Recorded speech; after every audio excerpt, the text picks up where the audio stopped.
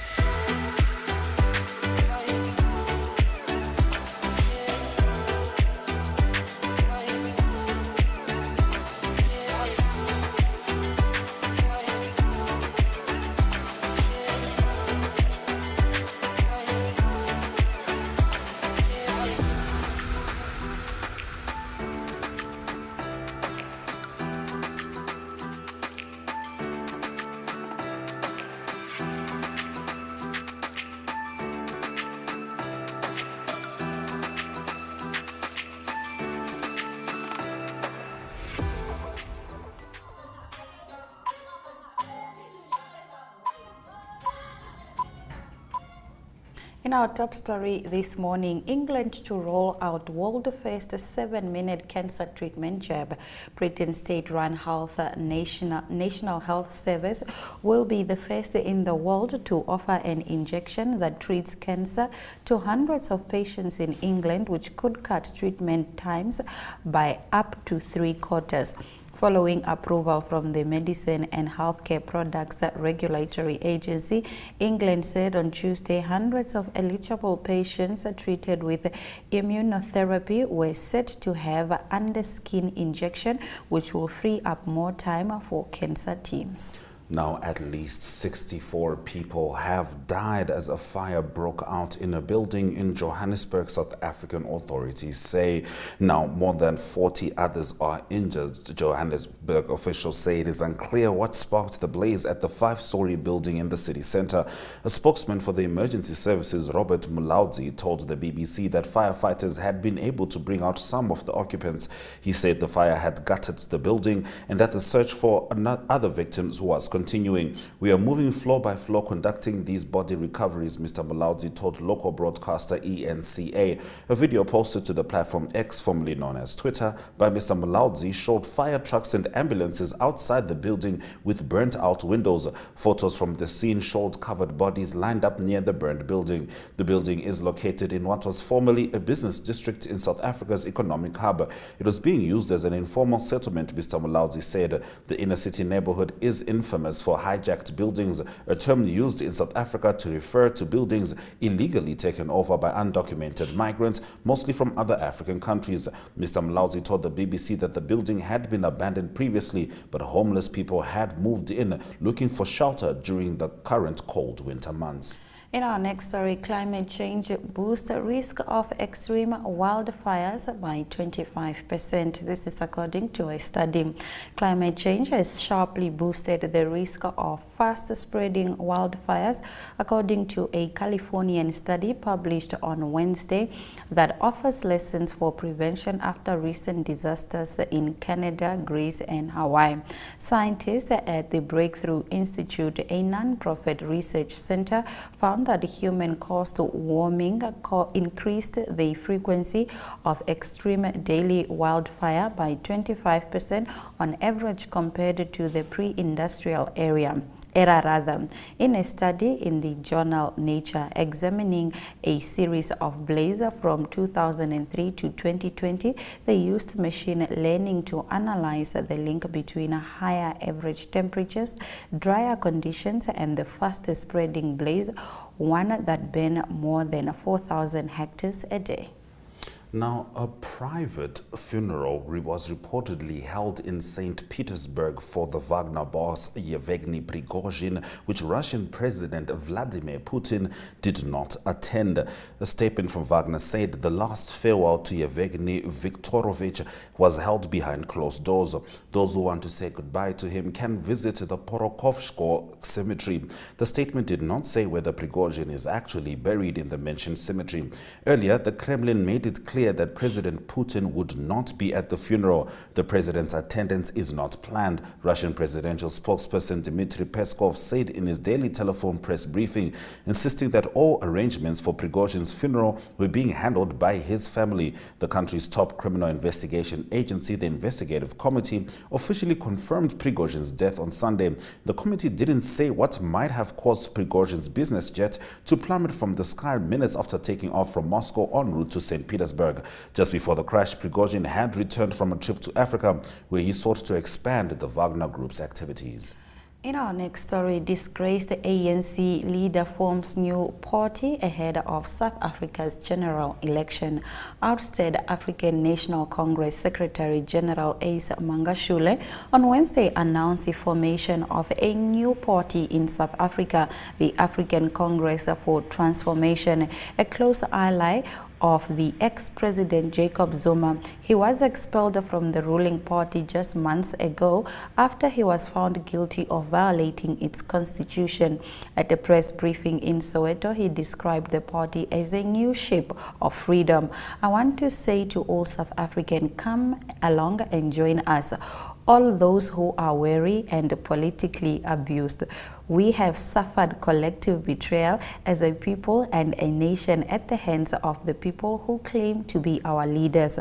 We have been sold out with few pieces of silver, he said. While the ANC's image has been damaged in recent years by allegations of graft and mismanagement, Magashule too is facing criminal charges of corruption, fraud, and money laundering. Very interesting. All right, that brings us to the end of our top stories. After the break, we're going to be talking to Mike Sichula about the latest happenings in the real Africa, Zambia.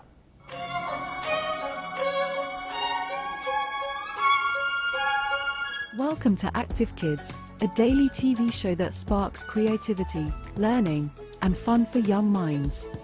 With exciting activities and lessons, Active Kids inspires curiosity and a love for learning. New face to the 15. The perfect mix of play and education. Don't miss out on the fun. Tune into Active Kids on NTV every weekday at 10 o'clock and let the adventure begin.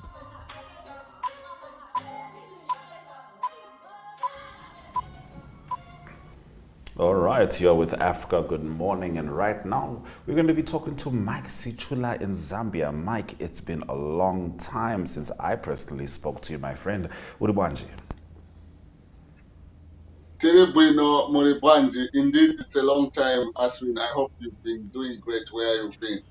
Tiribwino indeed, and I don't know if a little birdie told you, but I'll be visiting your side with cattle very soon. All right, let's get straight into the first story. What is the most recent information involving the gold scandal and some Egyptians?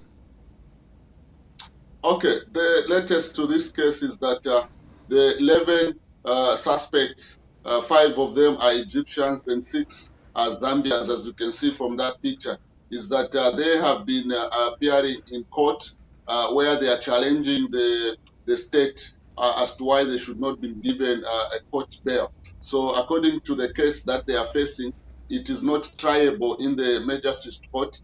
It has been referred to the High Court. So there are lawyers who are representing, the 2 sets of lawyers who are representing the 5 Egyptians and the 6 Zambians are challenging that decision in the local court, asking the court to interpret whether it is lawful what the state has done, that they should not be granted bail. So the state is unwilling to grant them bail because it is arguing that the 5 Egyptians are not of any fixed abode, and they can flee the country if they are given bail. So this is what has been happening.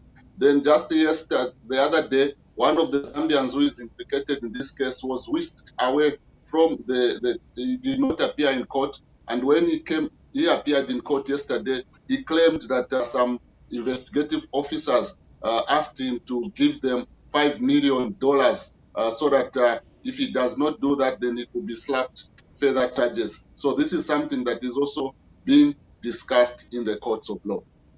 All right, Master Sichula, moving on to your next story. A tribal fight has broken out earlier this week in the northwest of the country, and it resulted in 10 injuries. Tell us about this. This is an historical problem that has been happening between the Lundas and the Ruvales of northwestern part of Zambia. So it's something, the major issue there is that there is a tribal dispute on the boundary of the two, between the two tribes. So whenever there's any slight misunderstanding between the two tribes, it results into issues like that, where, as you can see from that picture, the burning of houses, destroying of property, the hacking of each other. Some people were speared by one another. It is something that has been happening in Zambia for all the past, for many years, actually. Even Zambia, before it got its independence, this thing has been happening. So all the 6 presidents that have presided over Zambia have instituted reconciliatory pacts, but all these have failed, such that even the current president we are yet to see what action is going to take with regard to this matter. But it is something that even the traditional leadership within the region and outside the region have condemned, but they're asking for solutions. The matter went to court at some point. A ruling was made in favor of a particular tribe, and this matter has not been resolved according to the court ruling. So it is something that we are expecting to see how the new president is going to handle, because this has failed from the time of late President Kaunda. Even the latest President Edgar Lungu, it failed to resolve any matter. We'll certainly be keeping an eye on that. Now, it seems an opposition leader has been taken into custody on charges of kidnapping. Tell us more. Yeah, police have formally charged and arrested Edith Nawakwi, age 63, who is the opposition leader of Forum for Democracy and Development. So what the offense is that she did kidnap 2 people from southern part of Zambia, and this happened during before the 2021 general elections. So according to her, she said that she did not kidnap these people. All what she did was that she wanted to bring them to Lusaka, because apparently what was happening during that time is that there was a dispute again of a land wrangle between this family and a senior political figure in Zambia. So according to her, she wanted to help them, that they should not be victimized. But she's surprised that police are saying that she was involved in the kidnapping of Milna and Milton Hatembo into confinement against their will at different lodges in Lusaka, after deceiving them that she was going to help them. So the good part is that she's been released on police bond, because at the time she was taken to police, she was not feeling well. So police did manage to release her so that she can come back to court at a later time. All right, Master Sichula, plans to renovate 2 football stadiums in Dola and Lusaka have been put into motion by the government. This is exciting. Tell us more. Yeah, it is exciting, because if the government does not renovate these 2 stadiums, that is the Levi Mwanawasa Stadium in Dola and Lusaka Heroes National Stadium, which is in Lusaka, if Zambia the Zambian government does not renovate any of these two stadiums, it means the upcoming World Cup qualifiers, Zambia will have to find an alternative venue within the Southern African region. It could be in South Africa, it could be in Zimbabwe, even Malawi, if that does not happen. So according to the sports minister, Elvis Nkandu says once the contractor is found, the National Hero Stadium in Lusaka will be the first to be worked on, well, so that games can be played within Lusaka, and also clubs that are representing Zambia in CAF games can use the facility. So we are expecting that maybe in the coming weeks, a contractor will be identified and works are going to resume at these two stadiums. All right. Thank you very much, Mike, for bringing us the news stories from Zambia. Thank you very much. Do have a lovely weekend. Africa, good morning. Africa, good morning. Indeed. Let's head into the weather predictions.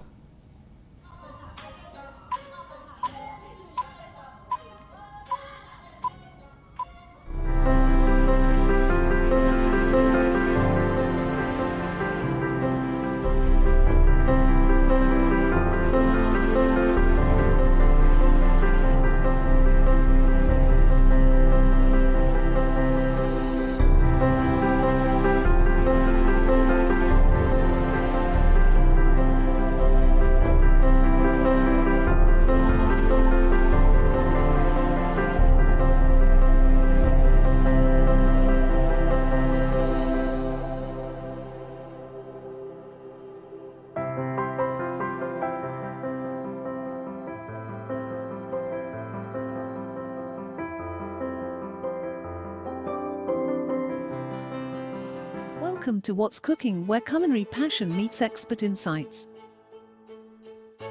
Somebody must really want to cook and want to cook good food. Immerse yourself in the bustling world of professional kitchens as top chefs create mouthwatering dishes. Join us for in-depth interviews as our host explores the experiences and expertise of our guest chefs. Don't miss out. Tune in to What's Cooking on NTV every Friday at 2100 hours and let the culinary adventure begin.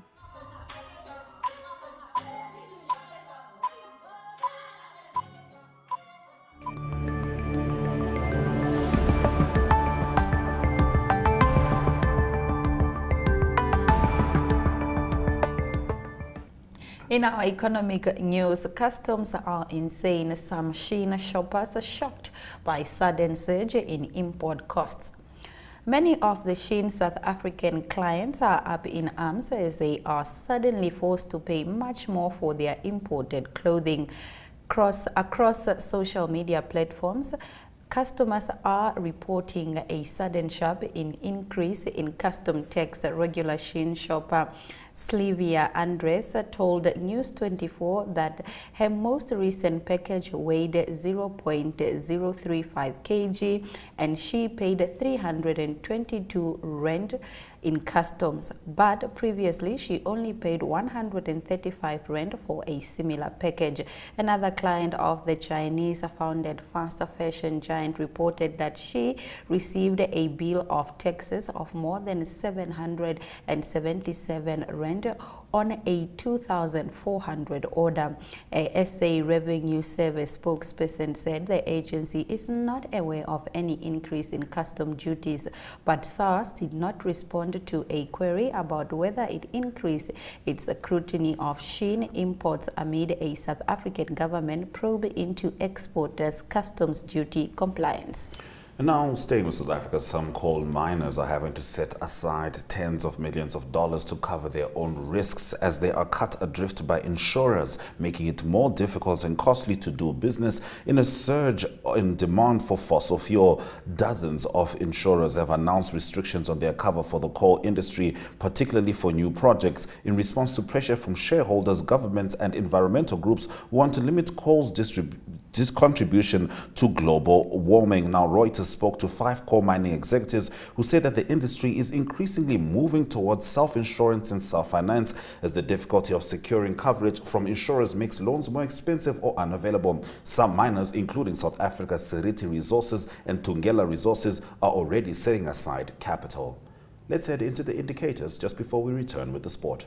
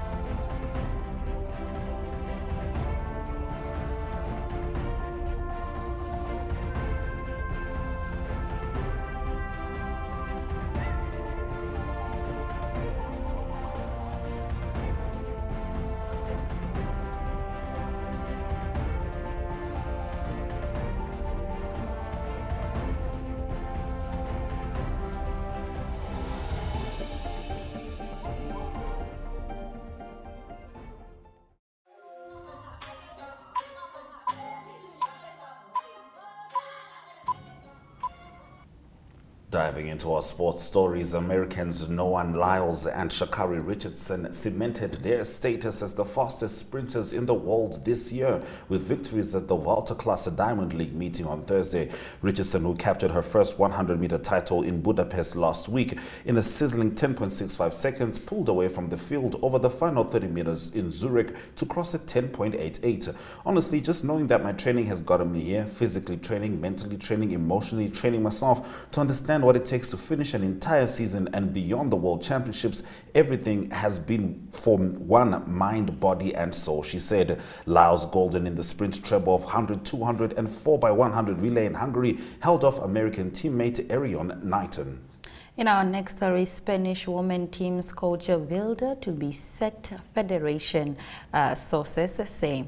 Spanish women team coach George Wilder, who faced down a player mutiny to steer his team to World Cup glory, is to be sacked in the fallout from a kiss scandal involving his boss, according to a Football Federation source. The 42-year-old Wilder cut a sometimes isolated figure in Australia as his squad largely celebrated without him, and has now become caught in the backlash against Football Federation President Luis Rubiales for kissing a player on the lips. Now, Carlos Alcaraz moved into the U.S. Open third round on Thursday with an entertaining 6-3, 6-1, 7-6 win over Lloyd Harris in a match that also revealed a lack of sharpness which the Spaniard will need to rectify if he is to successfully defend his crown. Lionel Messi will lead world champions Argentina in their opening World Cup qualifier against Ecuador and Bolivia, the captain's first internationals since Major League squad Inter Milan. Coach Lionel Scaloni's 32-man squad also features Di Maria, who returned to Benfica this year.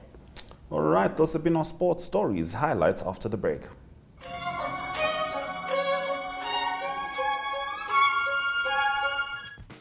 Welcome to My.NA Cars, your ultimate destination for everything automotive. I am your host, Diana Master. Teamwork makes the dream work, right? Discover the latest models, innovative technologies, and expert insights from our passionate hosts. Learn essential maintenance tips and get exclusive behind-the-scenes access to the automotive industry. Don't miss My.NA Cars on NTV every Thursday at 2100 hours. Tune in and ignite your passion for automobiles. The Agenda is a weekly national affairs interview program hosted every Sunday by Namibian Sun editor Toivon Jabela, featuring a panel of high-profile newsmakers, analysts, and experts. The Agenda aims to reach high-end news consumers seeking informed understanding of national issues. This show is broadcasted on NTV, 1up2.com, and the Namibia Media Holdings Facebook platform. The Agenda focuses on interviews where we put the nation in the hot seat. Contact Agenda at synergy.com.na to get your product and service in the hot seat. The Agenda, focused on today's conversation.